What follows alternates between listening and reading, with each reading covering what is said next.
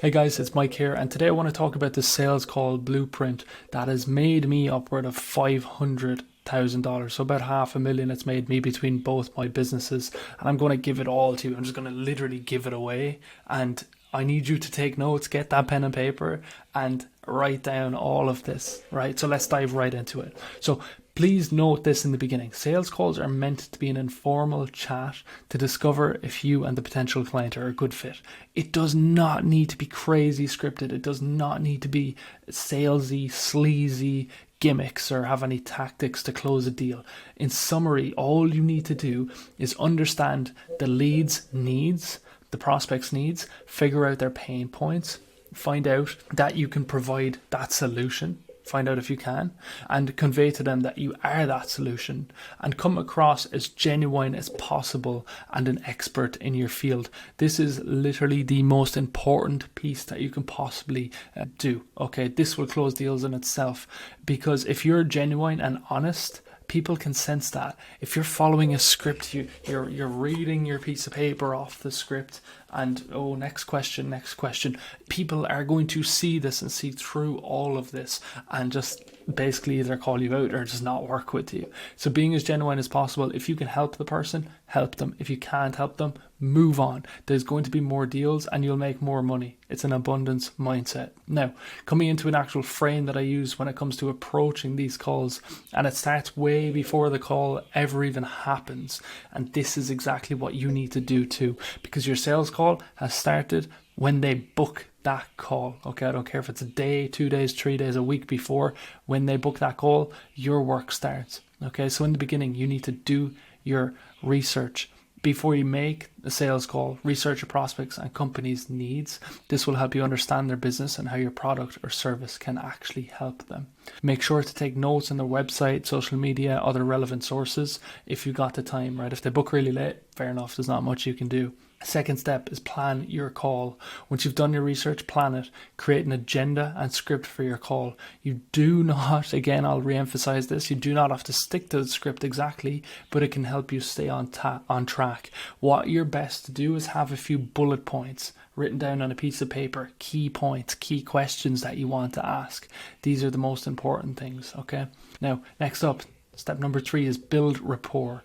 Begin the call by building rapport with the prospect. Ask how their day is going, where they're from, if they're familiar with your company, where did they book the call from, or why did they book the call. These are all questions that you can have a 5-minute conversation about in the beginning before you even get to the business. So it helps them relax, it helps you relax, and you're having a much more casual conversation at this point.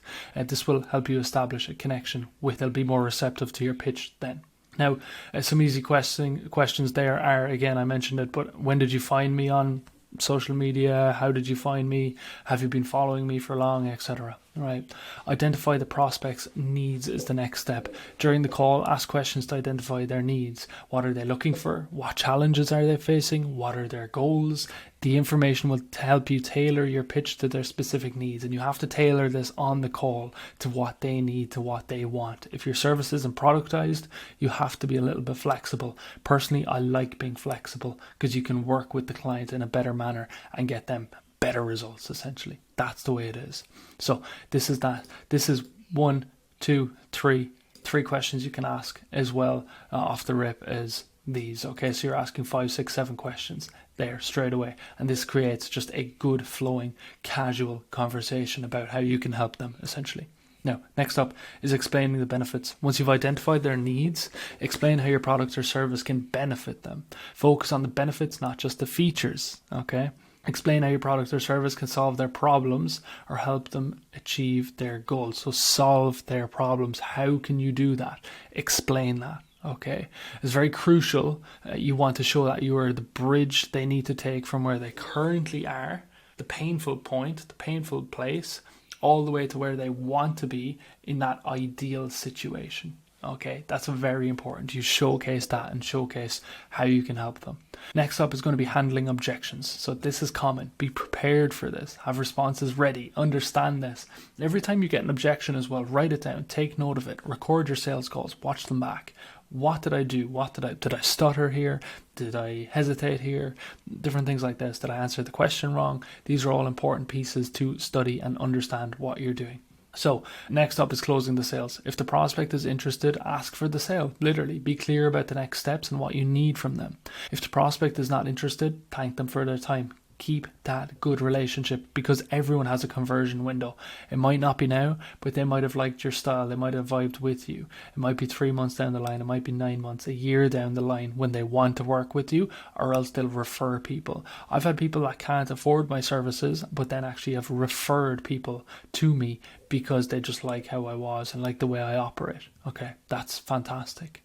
Some points here as well is how to regain control when you've lost authority and they are the ones asking the questions. So you want to be the ones asking the question 99% of the time. You ask the questions, get them to talk. Slow down the pace of the conversation, turn the scenario on its head and start asking questions to make sure they're a good fit for you. Qualify them. Is their offer, is their product good enough? Is their service good enough? Ask open-ended questions so they will go on for a while, which gives you an opportunity to ask more questions off the back of it. So where are you from? I'm from Tokyo. Oh, really? I was looking at going to Tokyo later in this year. What's it like out there? Right? So you can have a great conversation off the back of that. What if they don't ask about the price, right? This can happen, not too often, but it can happen. Assuming that you've covered what you need to know in order to make an offer, have a quick recap covering what you just discussed. Problems listed, solutions that you provided, time period of what it looks like to work together, and then ask them if they are happy to move forward. If they say, no, I need to think about it for a little while, book them in on a second call. Okay, cool, let's book you on a call for this time next week. How does that sound? If they're like, yeah, let's do it, then you have an opportunity. You have the chance to close the deal on the second call. If they're like, no, I'll get back to you when the time's right. Okay, cool. I'm probably not going to close them. Understand that. So if they're happy to move forward, state the price and stay silent. It's $1,000. That's it. Be quiet. Okay. So that's that. If they ask the price and let them know, once you state the price, don't go justifying why it is that price. State it, go silent, wait for them to speak, embrace it, take it in, go to a different tab on your browser. All right. These are important things to do. Look them dead in the eye. After that, any questions or concerns they might have, answer them. Okay. And once they verbally agree to go ahead, ask what email is the best to send the invoice to. You can send the invoice there on the spot. There's no issue with that. They'll give you the invoice, take out your phone and literally send them there and have them pay right now. So maintain the conversation while you're sending this. Have a casual conversation again, and they can pay it literally on the spot once the invoice is sent to them. And once they clear it, you can get them on board straight away. Tell them you can get them on board straight away if you want to pay now, and that they'll give you their answer. If they're hesitating and they're like, oh, I'll do it later, get them booked on the onboarding call. This will save you a lot of hassle, a lot of worry, a lot of questions, and so on. So this is how you handle a sales call in the sales call blueprint. That's made me about $500,000 in my journey over the past year and a half. Take it to your advantage. Use it. I'm literally giving it all away. Let's get to work. I'd absolutely love if you could subscribe, like this video, comment if you have any questions. The support would mean the world to me. And if you're interested in actually working with me one-on-one, and it's guaranteed that you'll get the 5K a month, literally guaranteed, you cannot fail, book a call below. There's a link below. Check it out. Book a call with me. We can have a free conversation and go from there and see how I can best help you in your journey. Take care. We'll talk soon. Thanks for watching.